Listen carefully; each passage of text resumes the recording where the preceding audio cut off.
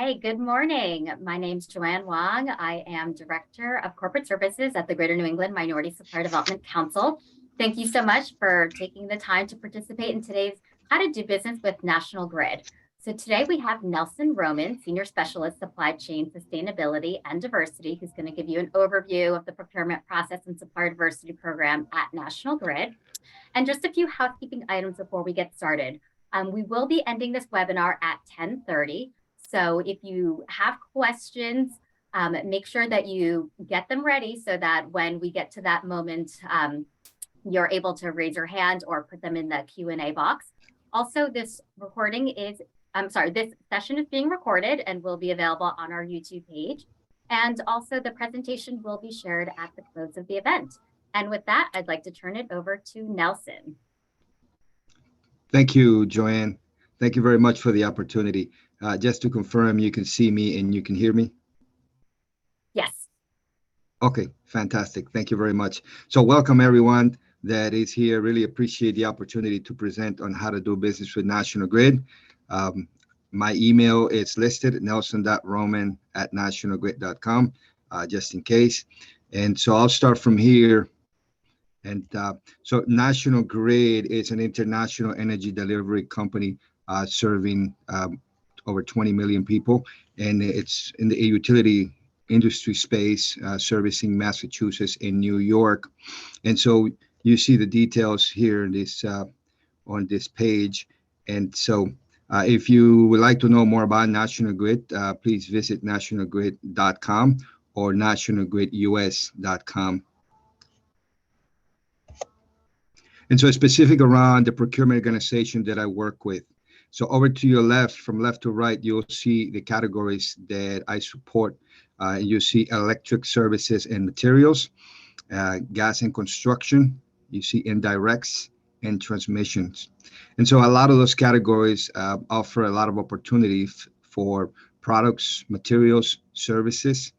And as we progress, you learn more about what is it that National Grid buys. It's a large scope of products, goods, and services that National Grid buys. So specifically to the diversity classifications that I support and how that interconnects with the supply diversity program that we support here internal to the team. And so I'll move over to the next slide. So I'll focus my attention around this 4-point roadmap journey.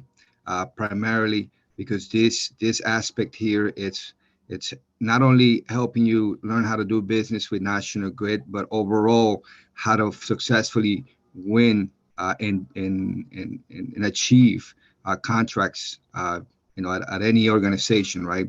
So from left to right, you'll see that National Grid has some basic requirements. The online registration at National Grid Supply Portal, which I'll cover in a second, and you'll have the link in the chat. The Ariba Network Profile Enablement, where I support you through the creation of that profile if you connect with me via email. And the ISN Network Awareness, meaning that if you're awarded or if you win a contract that is medium or high risk, you would have to be an ISN Network participant. And so I'll start with the online registration at National Grid Supply Portal. That link, once you visit that site, you'll see that there's a lot of administrative documents needed.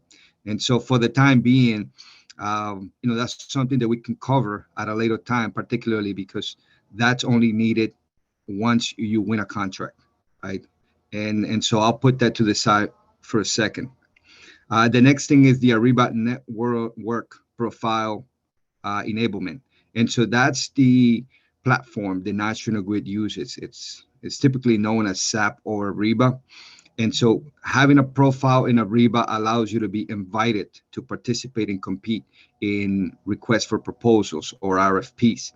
If you're competing at a tier 1 level, tier 2 level, meaning subcontractors, that's a different aspect of it that I can also inform you with and connect you with existing tier 1 primes or general contractors that may need your services in the geographic area that you offer. And so having the Ariba network gives you the exposure not only to National Grid's opportunities, but also a global network, a marketplace where buyers and sellers meet. So having that Ariba profile is very important, and I can help you have that profile. The next thing is the ISN network awareness. And again, that's only needed if you win. And obviously, you have to participate first. So that means that you have to have the Ariba profile. If you participate and you successfully win in a competitive process, medium and high risk project, you would have to be become an ISN network participant. So there is a cost for that one, but that's something that we can cover at a little aspect. So moving on from number one to number two, and this one right here, it's this is a team effort, right? I focus on the top part, and you focus on the bottom part, meaning that there is a dual approach to getting you the opportunities with National Grid. So number two in course, capability statement by utility vendor database.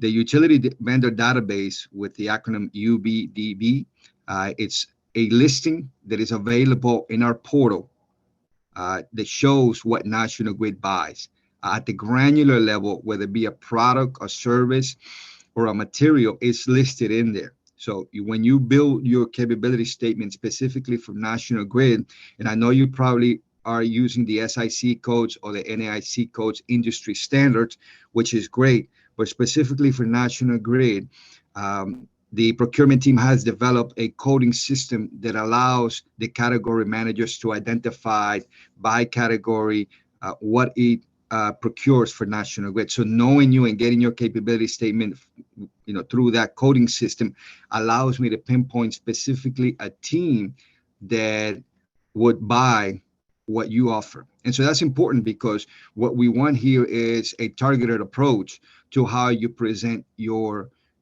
offerings, right? And so aside from the identification of your capability statement by the UBD code, it's focusing on your subject matter expertise, emphasis on what National Grid buys, right? Meaning that National Grid is a gas electric company, right? So that's the core of it. So knowing that if you have goods, products, or services in that, even more impactful because you're aligning yourself with the not only with the industry but also with the business. And the other aspect is we want you to align with other suppliers that do and offer similar services, right? And ultimately ensuring the five rights of competitiveness, which is price, quality, quantity, time, and place. And that's more so as you progress into your participation in proposals. And so once you have your capability statement, whether you choose to use the utility vendor database, which is important, I will help you one way or another, right? To ensure that I present your capability statement to the right team. It's just a matter of how long it takes me to connect you with the right team, right? So over at the top, number three, the procurement digital awareness. So this right here is my area of action. Internal to National Grid, I take your capability statement and I go and communicate. I begin a campaign internally to promote your capability statement internally within the supplier, when the suppliers that we work with, within the category managers that we work with, and the business lines. So in essence, I become an advocate. I become an ambassador. I become a promoter of your business, meaning that I present your capability statement, right? And so that means that in the future, when opportunities come up, your name, your company, your capability statement is there, right? And so that's the intent, right? To generate that awareness and that visibility, because oftentimes that's one of the challenges: bringing the visibility, bringing the awareness of what's out there to support the needs of National Grid. And so that's what I do for you internally on number three. Number four, it's on you, right? Meaning that ultimately it's a very competitive environment out there. And the hope is that between you and I, right, we can work from the inside out and from the outside in, right? Knowing that my job here is to support the growth and development of diverse suppliers in the communities that National Grid supports, right? Massachusetts, New York, as well as the New England, right? And so, from a geographic perspective, it's a little wider. So from a sales aspect, uh, my message to you is that you focus from the outside in through your marketing efforts through the 4 R's: the responsiveness, reliability, resilience, and relationships. And so what does that mean, right? So I'm sure that you have a marketing program.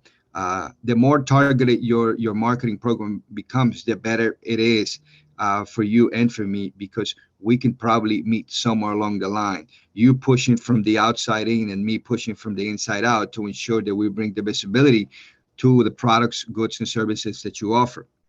And so ultimately, so what's the intent, right? That you and I have conversations, whether it be emails or calls or virtuals or in person, with the right people in the right places about generating those opportunities, whether it be through a bidding process or as a subcontractor, right? So as a recap here, the top part is work that I do internally for you. The bottom part is work that you do externally for me. So along the line in this journey, 1, 2, 3, 4, which it becomes a repetitive process, we eventually would, achieve success, and that is, helping you win a competitive contract for your business. And so I'm going to move on to the next slide, but knowing that a lot of your questions are going to come from here, just know that I'm available via email. And that email that you've seen, nelson.roman@nationalgrid.com, is my direct inbox. It does take me a little time to respond, but I will respond eventually. So just know that you're getting into my inbox, and so I will address it as fast as I can. So I'm going to move from this slide to the next one, which this is the registration portal, right? And so there are 2 links, one here and one here, right? They're all both in the same place. But I'm going to click here so you can see what the website looks like, right? And so if you come to this website, you'll see, let me just remove this here. That there is a lot to review and a lot to learn. But again, remember, this is a lot of administrative work, right? A lot of busy work, a lot of paperwork that you can do at a later time, right? You can review the supply code of conduct, safety requirements, environmental requirements, the UBD listing that I was mentioning earlier. I'm just going to click here for a second so you see.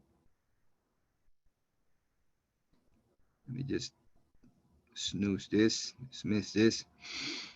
This 18-page document codifies everything the National Grid buys, right? And so that means that you can come here and you can do a control find, right, for all your goods and products and services that you buy, because this codifies everything. Anything and everything the National Grid buys is here, right? And if it's not here, you can ask me specifically. And this goes all the way to the fours, right? So you got a long list of items that are at the granular level. So you can find, I'm sure you can find your goods and products here. All right, so that's the coding system that I was referring to. And so additional to that, you will see the registration forms and other items that are important. What supports the program that I do is the global supply diversity policy. And so what does that mean for you and I? It means that we have a policy document within National Grid that seeks to raise awareness, right? Increase diverse supply participation, identify subcontracting opportunities.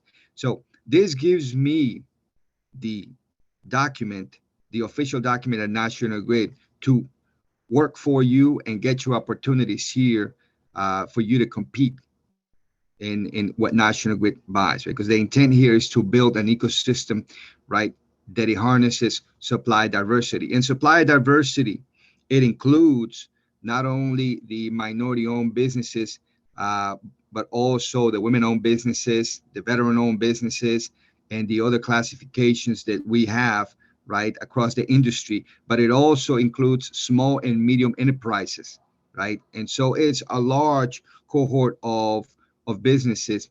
And the intent here is to raise that awareness, right? And to always do the right thing, find a better way and make it happen. All right, so I'm gonna come back to the slide here, and we just seen this one, same, and and so that ends the presentation, knowing that we are at 10:17. I'm happy to take questions now, and Joanne, if I should stop sharing screen, and so I can um, Yep, you can answer go ahead and stop questions. sharing. Okay. Thank you.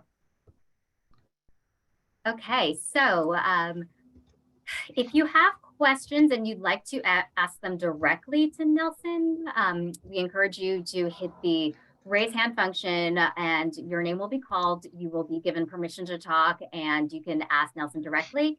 I do see that there is one question already in the Q&A box, and that is consulting listed in your UVDB coding system? Yes, it is. Absolutely. And the code, there's several consulting aspects to it. You have planning consulting, mechanical consulting, structural consulting, uh, protection consulting,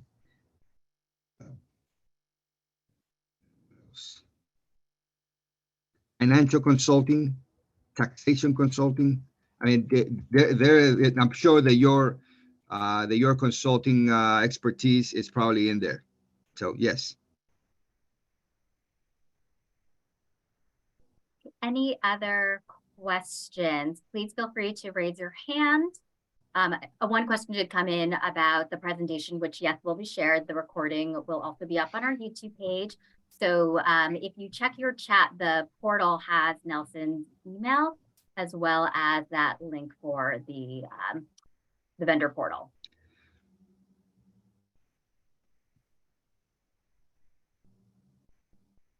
Okay, Gary Stifler. Good morning, Nelson. Good morning, Nelson. Good morning, Gary. Hi there. I work with Joanne at the GNE. So one of the questions I had for our members that I'm working with, we're heavily involved right now with the clean energy, through Mass Clean Energy. What is the best way for the MBEs that are in that sector, I guess, to participate? Is it normally through subcontracting, or is there opportunities directly with National Grid in that area? So yeah, they're a fantastic question. Thank you, Gary.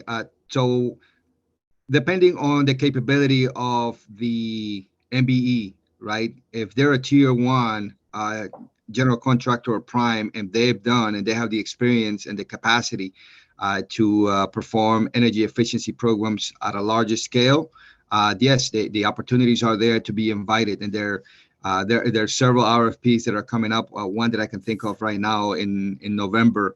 That I'm happy to facilitate the invite once I get an actual supplier name, and I can connect you with the person who is raising that RFP.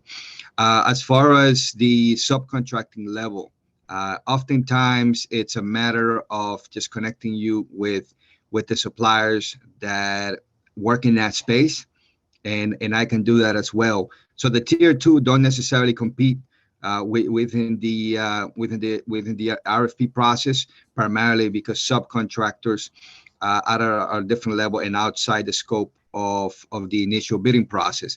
But the opportunities are there, and it's just a matter of me knowing who they are, right? Whether if we're talking weatherization aspects, if we're talking HVAC directly, if we're talking electricians, welders, and many of the other aspects of energy efficiency, I'm happy to just collect that information and connect you with the existing contractors that are managing the program holistically, right? And so there is an additional onboarding process for the existing programs, and for those that will be awarded in the future.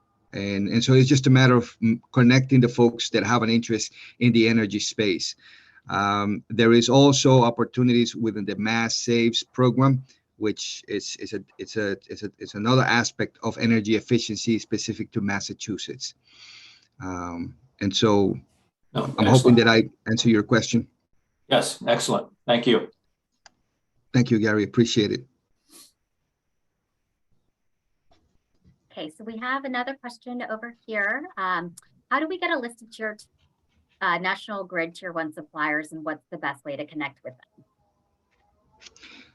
So the question was, what is the list of National Grid's Tier 1 suppliers? Correct. Like, Okay. how is it possible to find out who those suppliers are? So and what's the best way to connect? Yeah. So it's a tricky question, right? Because in terms of the National Grid, I have visibility of who the suppliers are, right? But there's an ethical component that I can't just necessarily share, who are National Grid's top 100 or top 250. I don't think that's possible for me to do. But what I can say is that if you look at National Grid's Responsible Business Report 2021-2022, which is available to the public, anyone that looks at it can eventually begin to do some reverse engineering and intelligence gathering on what those are, right? And so I guess what I'm saying is social media has brought on a great opportunities to do research, right? And so the aspect of what are the tier 1 prime suppliers that are doing business with National Grid, the business report can provide insights into that, right? In addition to that, if you go into cdp.net, which is the nonprofit portal that helps National Grid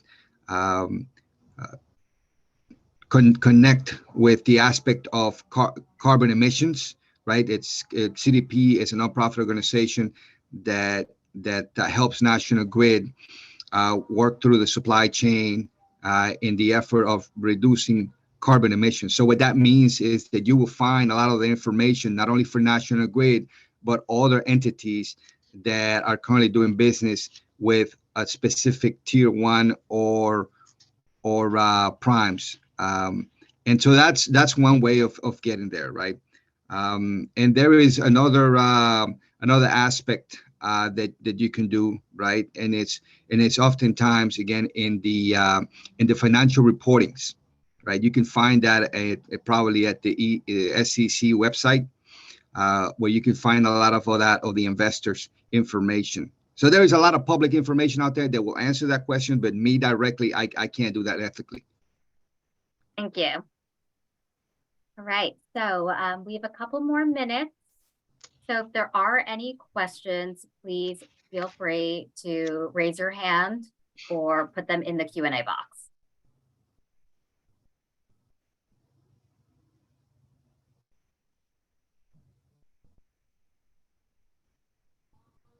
Okay, Antonio Rodriguez. Hi, Antonio. Hey, Nelson, how are you?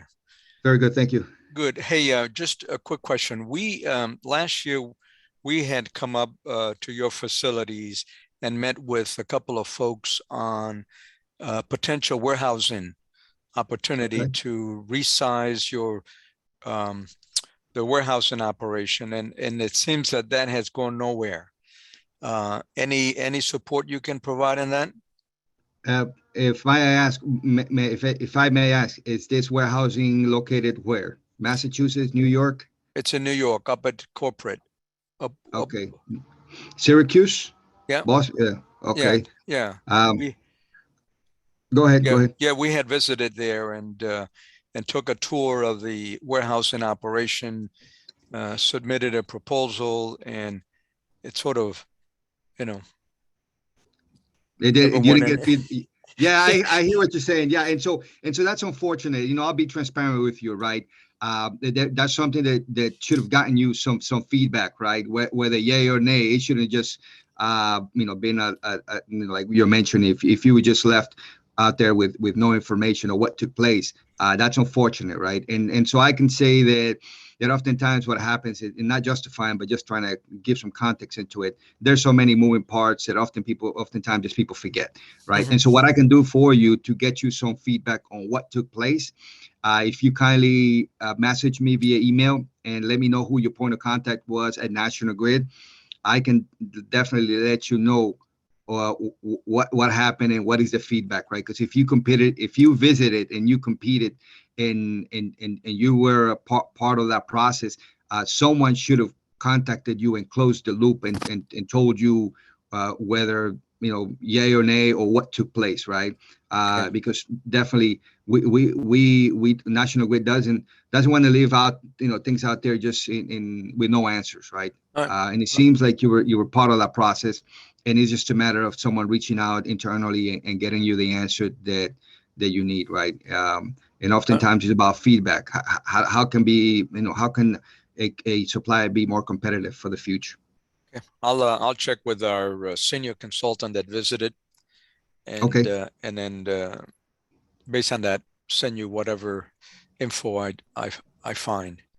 Okay. Yeah, and please stay in touch, even if even for the new opportunities, right? I want to ensure that we continue the conversation with all the folks that are here on the line as well.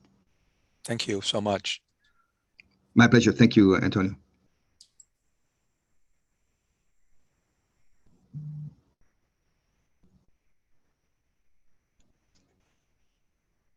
Okay, sorry about that. Okay, Mark Robinson. Hi, Mark. Hi, Nelson. I want to know also too, are there any technology or our company's an AI company, but also we do other technologies.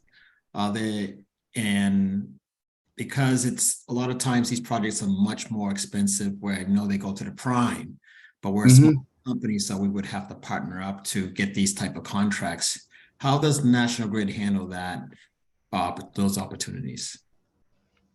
Okay. So there are opportunities in the technical aspect within the utility vendor database code. And I'm just doing the search right now, and I see a lot of opportunities for technology. And so are you asking specifically that you don't want to be a tier one, you want to be a tier two, you just want to be able to know how to connect with the folks that may have competed for a technology RFP, want it, and you want to connect with them? Is that your question? Well, in size, because we're not a large company, we probably would not be awarded a tier one. Even though I do work with a lot of vendors who can scale, because as an MSP, managed service provider, we have access to over 400 developers. But a lot of times you have to start with as a small, because I'm finding that the projects I look at through Massachusetts, they're all, much over 250,000 for a tier. If you're not, I guess, a tier one. So have you had the opportunity to compete at a tier one level? Have you been invited to an RFP? I have, but I was told that I don't qualify because I can only compete as a tier two because of size. And the state has only a selected few for tier one, a prime. Okay, so you're speaking from other agencies, not National Grid, right? Right. But does National Grid operate that way as a? Okay. So if you like to compete at a tier one, I can get you access to the Ariba profile. And when the RFPs come up, it's a matter of getting you invited. I realize that the state has some expectations or some limitations, as that you just mentioned. But if you can show that you have the capability, that your proposal to that RFP meets the qualifications, it's just a matter of getting you the invite. And so I like to say that National Grid can offer you the opportunities to compete at the tier one level if you so desire. Okay, thank you very much. So I look forward to hearing from you and looking forward to getting your capability statement. I will reach out to you. I'm already in Ariba. So you are? Yes. Okay, please share with me then your Ariba profile, because I will have to ensure that you are in the sourcing aspect of it. There are several features in Ariba, and one of them is the invoicing. The other one is the sourcing, the RFP aspect. So I got to ensure that you're in the right feature within Ariba. Okay, I connect with you through your email. Thanks a lot for Okay. the information, Nelson. Thank you very much for the question, Mark. Thanks, Mark. Okay, so we are at time. Thank you so much, everyone, for participating in today's How to Do Business with National Grid. Nelson, thank you so much for your extremely helpful and informative overview of the procurement process. And thank you again for your support and efforts in promoting minority businesses. And as I mentioned, I will be sharing the presentation. And also, if you need the recording, it will be up on our YouTube page in the next few days. Thank you so much. Bye-bye. Thank you, Joanne. Appreciate it. Stay in touch. Bye-bye.